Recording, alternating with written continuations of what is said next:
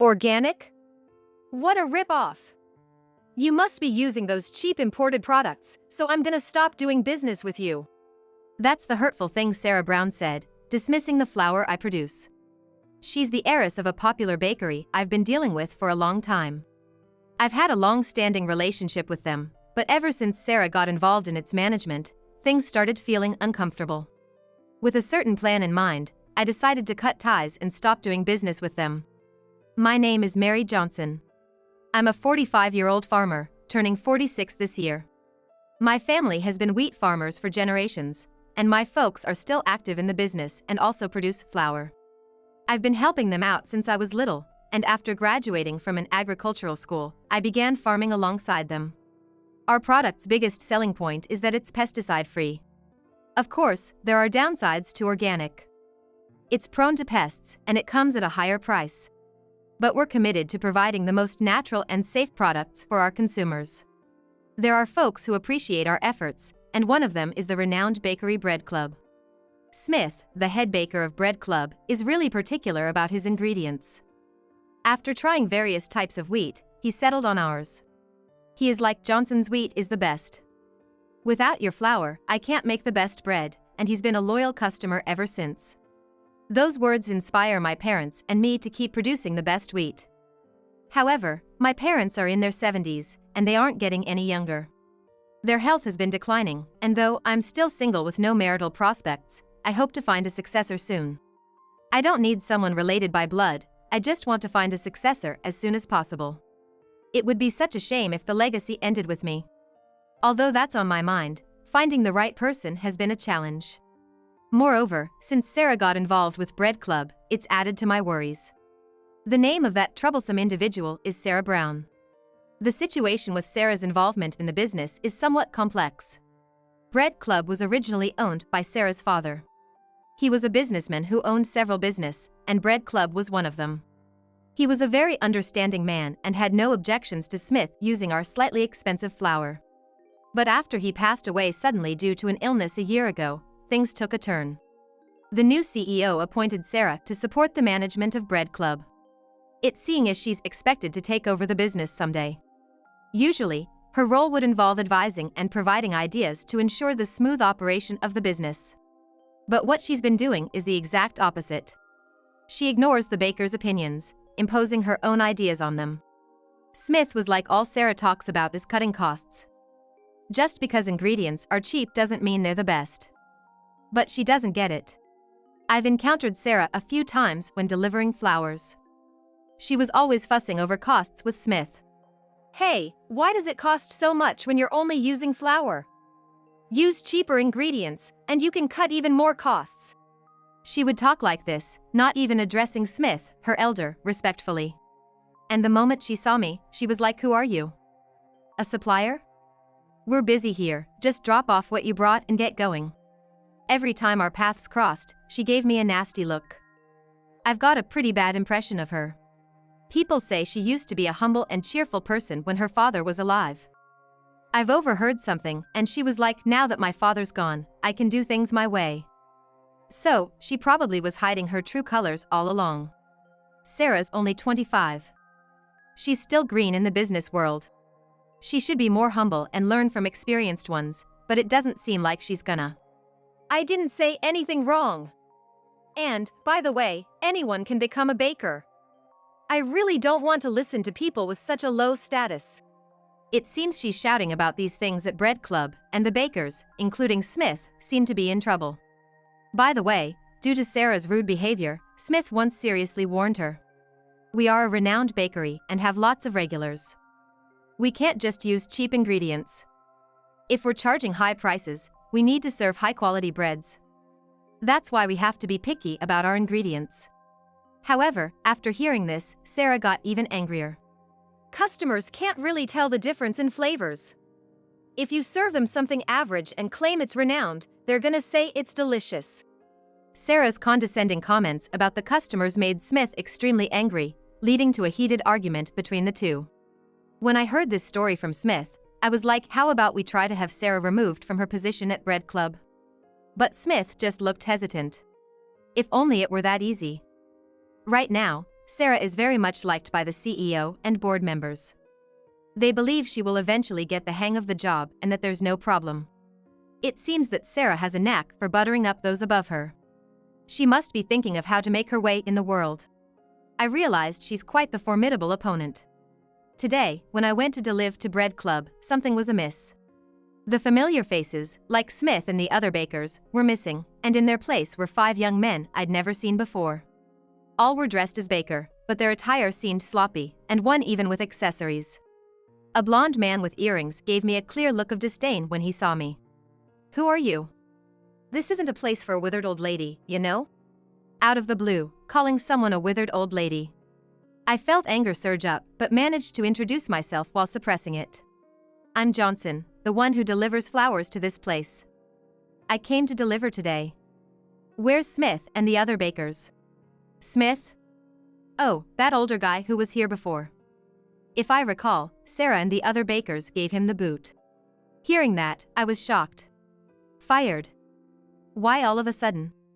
Just then, Sarah entered the place, so I asked her why she had fired Smith and the others. With a look of annoyance, Sarah explained. "Well, those guys kept defying me. They were difficult to manage, so I just found a reason and fired them. They all talked about considering a job move to rival bakery.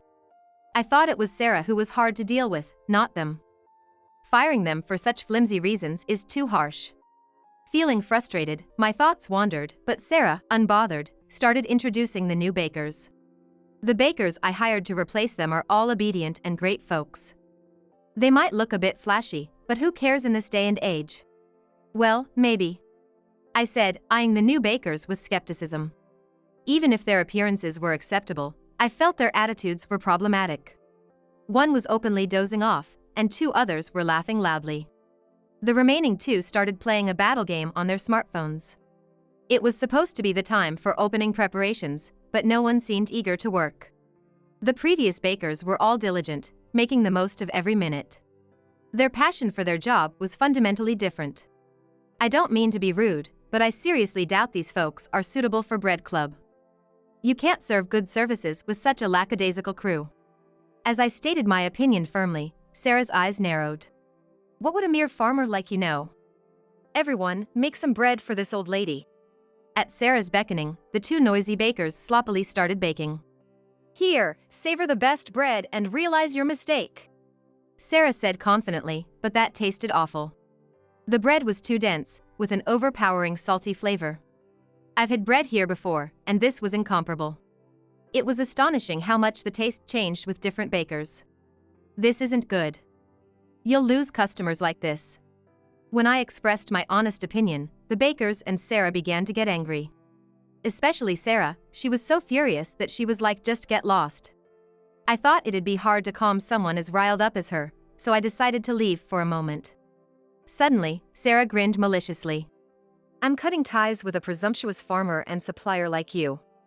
I've always hated how overpriced your product is." I was taken aback by her sudden outburst. "Our product is organic and safe. It tastes as good as any other farm's," I retorted, but I knew Sarah wouldn't take it seriously. "Organic? It's just overpriced. I'll stop doing business with you because I prefer cheaper imports from overseas." She wouldn't even listen. I wanted to argue back, but I questioned the point of clinging to Bread Club now that there's no one trustworthy left. I thought I might face harassment if I continued my relationship with them. More than anything, I felt sorry for my products ending up in the hands of such people. Besides, I had come up with an idea. "Alrighty then, let's call it quits." I decided to sever ties right then and there. After leaving Bread Club, I quickly set out to put my idea into action. First, I called Smith and asked what he's gonna do next. He was like, "I've decided to work at a baker called Breadtop, which is a competitor to Bread Club. I heard that other bakers also landed jobs at renowned places." I had always known that bakers from Bread Club were really skilled and were frequently approached for job offers. So, I kind of figured they'd quickly find new jobs, and boy, was I right. Furthermore, when I told him that I had been cut off from trading, he made me an offer. "That's rough. How about you supply Breadtop with your flour? My bread really needs Johnson's wheat, you know? I'd be happy to." I immediately agreed to deliver to Breadtop. Thanks to Smith's introduction, I'll also supply our products to the businesses where other bakers have started working. It's almost scary how well my plans are turning out. The idea I came up with was to sell our products to rivals of Bread Club.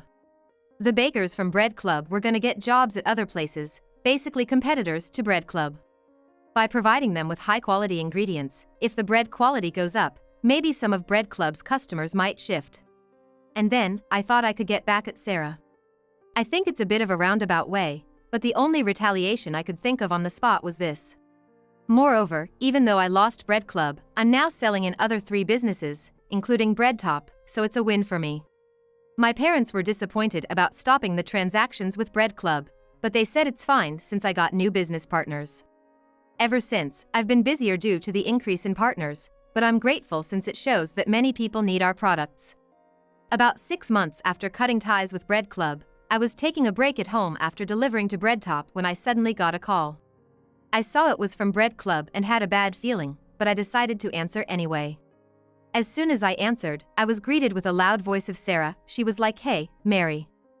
It's Mary, right?"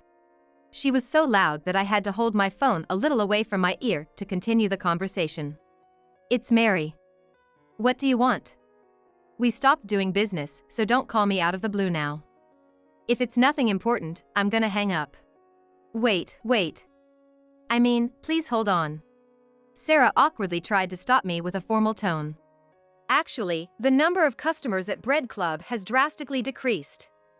We're really struggling. I knew that was gonna happen. I warned you, but you didn't listen. I couldn't help but tease her a bit, and Sarah let out a groan. "I regret not listening to your advice. We're getting a lot of complaints about the bread tasting bad. Even our loyal customers are saying they won't come back." I knew I was right about their bread. If customers were satisfied with bread that bad, nobody would struggle. But it's not just about the taste, right? When I pointed that out, Sarah made a strange noise. "You're right. The new guys we hired are just angering the customers. I didn't think those careless folks could handle being bakers at that place. I bet you got complaints about their poor service and lack of grooming, right?" When I asked that, Sarah began to rant at an incredible pace. "No, it's way beyond that. Playing mobile games in front of customers? Saying they're not motivated so they close just an hour after opening? It's just a hot mess." For them to be called a mess by Sarah, they must have been really terrible. "I thought they were straightforward people, but you were wrong. Why did you hire those folks?" "I got to know them on social media and gave them the job as bakers since they said they were unemployed. I thought they'd be loyal to me, but all 5 of them quit, saying working at the place was too much of a hassle. So they all quit within 6 months? But it's not surprising given that they were just loafing around without working." Smith, a top-notch baker, was like when you delve deep into bread, it's profound. To become a full-fledged baker, you need a good amount of time and dedication. I can't imagine those 5 having that kind of dedication. It was clearly Sarah's bad judgment in hiring.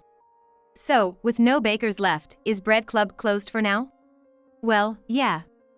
I thought I'd keep the bakery running by myself until someone new comes along. I thought that was an even worse idea. Given Sarah, who's just as bad if not worse than those 5, there's no way she can manage the bakery. Hasn't the feedback from the customers gotten even worse? When I asked that, Sarah vehemently agreed. Exactly. There were tons of complaints that the tasted even worse and that we should stop looking down on customers. I can't imagine you being good at customer service. For instance, you've been looking down your customers the whole time.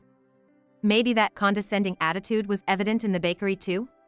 When I asked that, Sarah fell silent. She probably couldn't find any words to rebut. Thank you for the update. If there's nothing more to discuss, I'll leave now. I was about to hang up the phone when Sarah was like, "Hey, hold on. Please wait. We haven't gotten to the main point yet. I was wondering if you could sell your flowers to us. It's pretty audacious to want to restart our business under these circumstances." My answer is obviously a no. Of course not. Bread Club isn't trustworthy anymore. I can't possibly send my precious products to such a place. Please reconsider. My future is at stake here. Sarah's voice cracked with desperation. Because I completely messed up with Bread Club, the executives have a really bad impression of me. They even told me I'd be out on my ear if I don't turn things around for Bread Club. Looks like the company's executives finally caught on to Sarah's true colors. I could see a future where Sarah gets the boot. You were thinking of using my wheat to enhance the quality of the bread and win back the customer's trust, weren't ya? But I have absolutely no intention of helping you out. Oh, you've got everything figured out. I thought using better ingredients would improve the bread's quality. Please, I beg you for your help. Sarah's voice was choked with tears, but I still wasn't moved to help. Lost trust isn't easily regained. Goodbye. With that, I hung up and blocked Bread Club's number. Shortly after, I got a call from Sarah's personal cell, but I blocked that too. I didn't receive any more calls, making it seem like the matter was settled. However, half a year later, Sarah suddenly showed up again. While I was working in a farm, someone was like, "Hello." Their skin was rough and their hair was all messy, and they were wearing a cheap-looking suit. They looked like a down-on-their-luck ghost, so much so that I couldn't help but scream in surprise. "What do you want? Why did you suddenly show up? I ain't doing business with you." As I said that, Sarah shook her head. "I didn't come here to do business today. I've been fired and I'm not in a position to do any transactions anymore." "So, Bread Club couldn't recover after all?" Sarah nodded slowly. Bread Club had to close down due to severe financial troubles. And with that, I lost my job and am currently looking for a new one. You're not gonna say you want to work here, are you? But that was precisely Sarah's intention. I'll do any chores, please hire me. I've changed, I promise. Even though she said she had changed, I couldn't forget how arrogant Sarah used to be. I can't trust you now, especially after everything. Why are you even coming to me? At first, I thought I'd get a regular job. But nothing worked out, and now I'm trying to find work through people I know. I wish she wouldn't count me among those she could rely on. You are a CEO's daughter, there must be better connections for you. Please rely on them. But the moment I was fired, everyone around me became cold. My relatives called me the family's disgrace, my mom kicked me out, and even friends and acquaintances started ignoring me, so I can't rely on them. Sarah began to cry, but I wasn't moved. Maybe people turned cold because of your bad attitude? It makes sense that no one would want to help you. I admit I was selfish. But I've truly reflected on my actions. Sarah, in her desperation, tried to grab my arm, but I dodged quickly. What are you saying? Farming isn't an easy job. Reflecting a little isn't enough, can you please leave? But I didn't save any money, so I need to earn somehow. Please, hire me for anything. Sarah tried to grab me again, but lost her balance. She screamed and dived face first into the muddy field. As she got up, her face and chest were covered in mud. She seemed suddenly embarrassed by her messy appearance, tried to run away and was like, I can't believe it. Bye. However, she slipped again, further dirtying her face. I tried not to laugh at her clumsy appearance, but I had to make sure she wouldn't come back. This field probably rejects you. Just give up on being a farmer, you're not cut out for it. No way. Seeing the lingering look on Sarah's face, I decided to be more stern. If you come back here, I'm gonna call the cops. Don't ever come back. As I shouted loudly, Sarah was like, "Oh, I'm so sorry," and ran off covered in mud. Heading home looking like that, she'll probably be the laughingstock of many onlookers. Imagining this scene, I couldn't help but let out a chuckle. Since then, Sarah hasn't shown up around me, so I have no idea how she's been. However, Smith was like, seems like she's asking around for job opportunities. She even came to Breadtop the other day. Of course, I turned her away. Given Sarah's notoriously bad personality, I don't think anyone wants to associate with her. She might have a hard time finding a decent job for a while. On the other hand, I'm still running the farm with my parents. Our relationship with the businesses we deal with is thriving, and the bakers previously worked at Bread Club are as lively as ever. Happily, recently, 2 women in their 20s have expressed interest in taking over the farm and the flour production. We asked a young farmer who's active on social media to recruit, and they applied. One used to work at an agricultural machinery company, and the other at a food processing company. Because of that, they both have solid knowledge about farming and food, and we get along well. Both being young, they're quick learners, so they'll probably be full-fledged farmers in no time. My parents and I are delighted that new hands are on deck. I'm thinking of moving forward strongly, hand in hand with the new generation.